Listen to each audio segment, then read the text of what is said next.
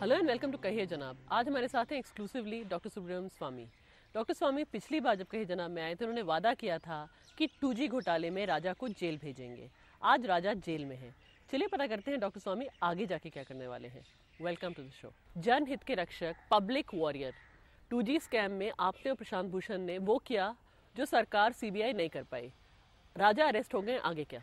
पहले तो राजा पेश होंगे कोर्ट में, उसके बाद मेरा जो क्रिमिनल कंप्लेंट है 30,000 में, और ये जो राजा का CBI का कंप्लेंट होगी और FIR, ये दोनों को मर्ज कर देंगे और दोनों को साथ चलाएंगे, जैसे मेरा भी पुलिस का ही बराबर। तो अब हमें पब्लिक प्रोसिक्यूटर भले ना बनाए, परंतु हम डीम्ड होंगे। आपको लगता है आपको बनाया जाएगा? अब तो बनाने की जरूरत नहीं है क्योंकि CBI के लोग होंगे। सरकार हर तरह से भ्रष्टाचार पे पिट रही है। आदर्श हो, अशोक चौहान FIR में नेम्ड है, CWG हो, कलमाडी जैसा चेहरा, एक विभत्स चेहरा भ्रष्टाचार का। उसके बाद of course the Mahakumbh of all scams, the 2G।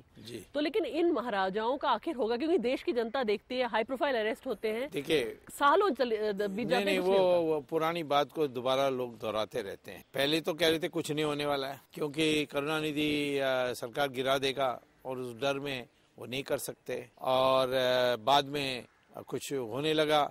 अब फिर कह रहे थे राजा कभी अरेस्ट नहीं होंगे, राजा तो कस्टोडियल इंटरोगेशन के लिए अब अरेस्ट हो गए हैं। अब मैं ये समझता हूँ कि CBI 173(2) CRPC में उनको एक रिपोर्ट पेश करनी होगी और फिर चार्जेस फ्रेम होकर ट्रायल शुरू होगी। अब उस तक जो अभी तक इन्वेस्टिगेशन हुई है और जो राजा ने अभी तक स्वीकार किया है और जो डॉक्यूमेंट्स अभी तक प्राप्त हुए हैं, उसके आधार पर हम समझते हैं कि और भी नाम जोड़े जा सकते हैं। वो सेक्शन 319 CRPC के अनुसार हम और भी नाम जोड़ सकते हैं। तो ये महाराजा महारानी जो हैं, इनका तो नाम निश्चित जोड़ा जाएगा, क्योंकि मुझे पता है कि जो पैसा का वितरण हुआ है किस रूप से हुआ है और उसकी जांच हो गई है। तो मैं ये समझता हूँ कि हम लोग भय बहुत जल्दी हो जाती है। बच्चा भी पैदा होना है तो उसका नाक टेढ़ा होगा तो क्या होगा,